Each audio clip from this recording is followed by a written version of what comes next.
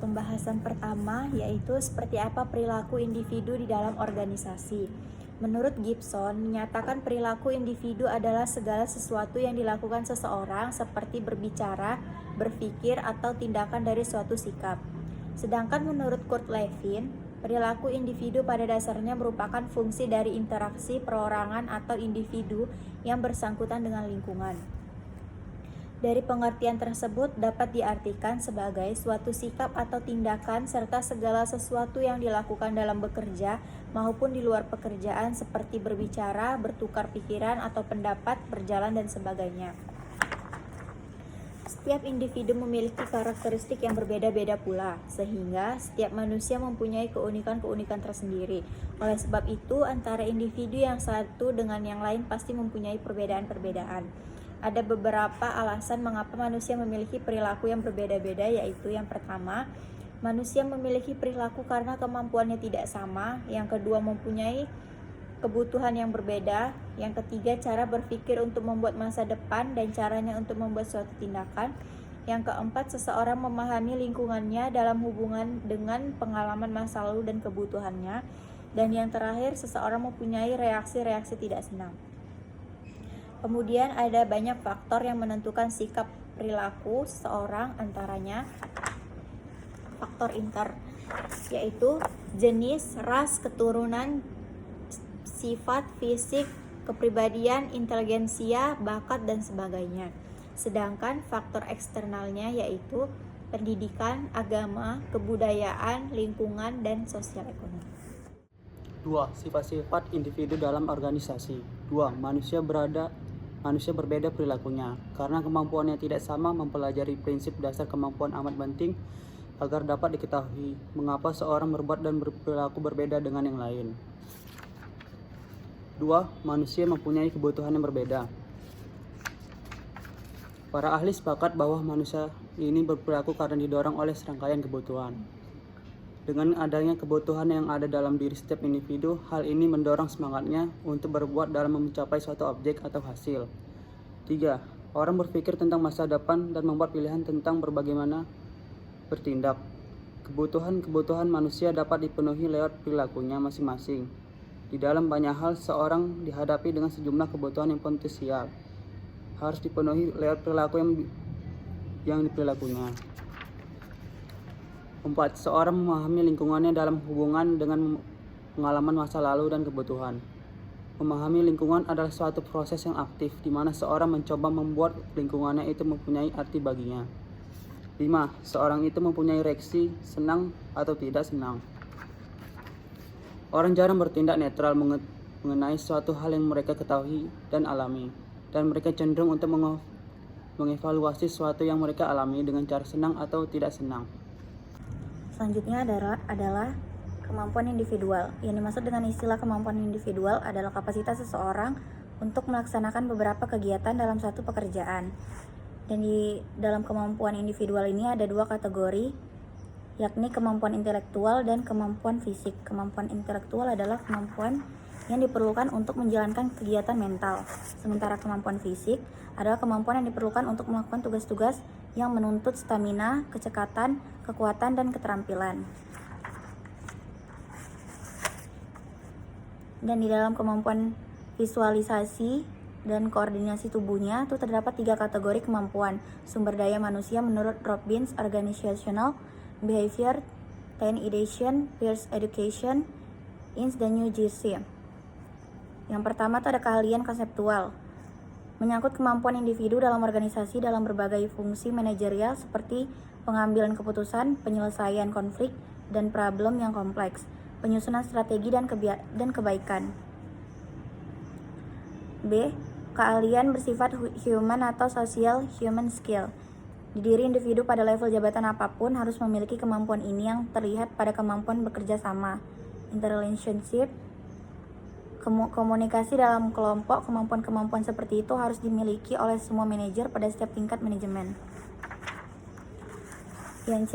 Keahlian teknikal.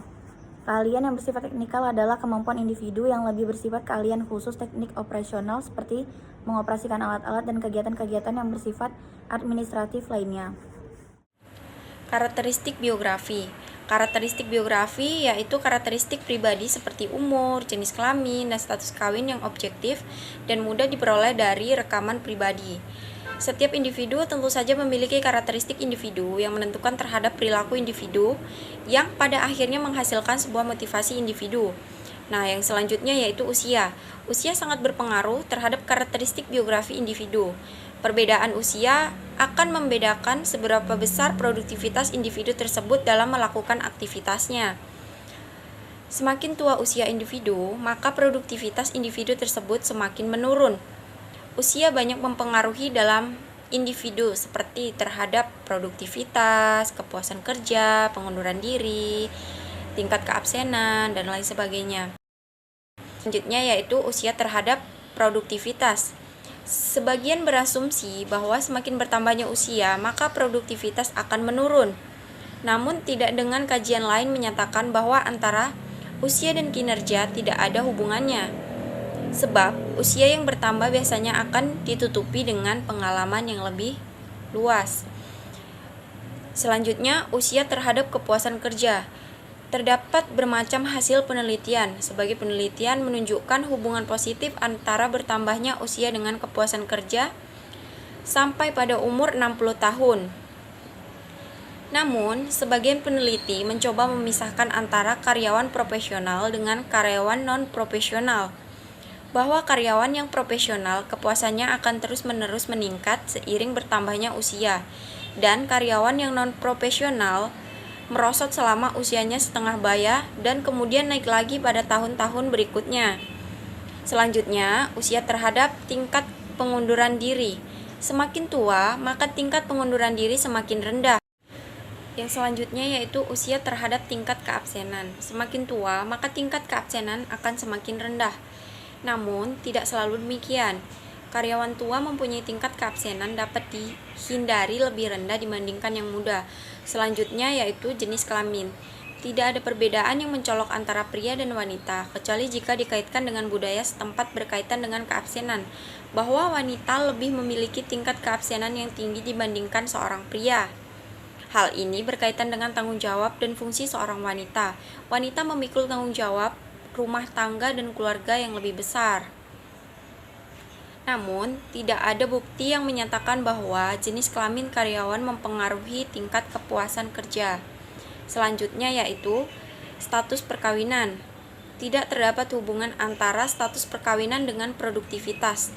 Namun, hasil riset menunjukkan bahwa karyawan yang telah menikah mempunyai tingkat pengunduran diri yang rendah, tingkat keabsenan yang rendah, dan lebih puas dengan pekerjaan dibandingkan rekan sejawat yang belum menikah. Hal ini dapat dikaitkan dengan status perkawinan yang menuntut suatu tanggung jawab yang lebih besar.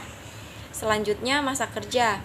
Tidak ada alasan bahwa karyawan yang lebih lama bekerja atau senior akan lebih produktif daripada yang junior. Masa kerja dengan produktivitas menunjukkan hubungan yang positif. Masa kerja dengan keabsenan menunjukkan hubungan yang negatif. Masa kerja dengan tingkat pengunduran diri menunjukkan bahwa karyawan senior semakin kecil kemungkinannya untuk mengundurkan diri, dan masa kerja dengan kepuasan kerja saling berkaitan positif. Yang terakhir yaitu keragaman ras dan budaya. Ras adalah suatu kategori atau pengelompokan sejumlah orang berdasarkan karakter fisik tubuh seperti warna kulit, tekstur rambut, bentuk mata, hidung, dan lain sebagainya.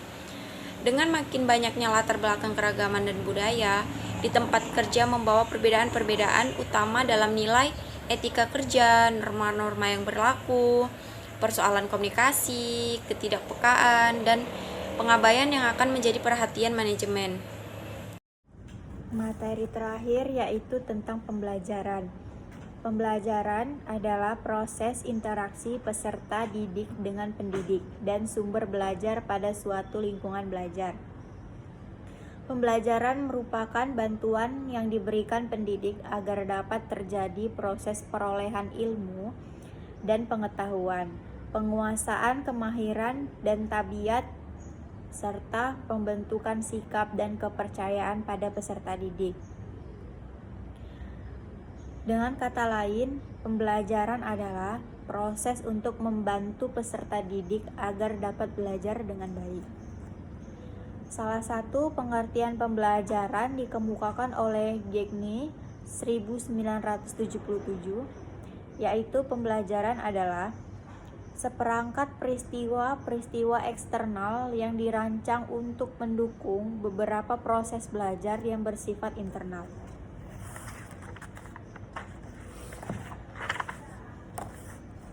Lanjut, Gagne 1985 mengemukakan teorinya lebih lengkap dengan mengatakan bahwa pembelajaran dimaksudkan untuk menghasilkan belajar.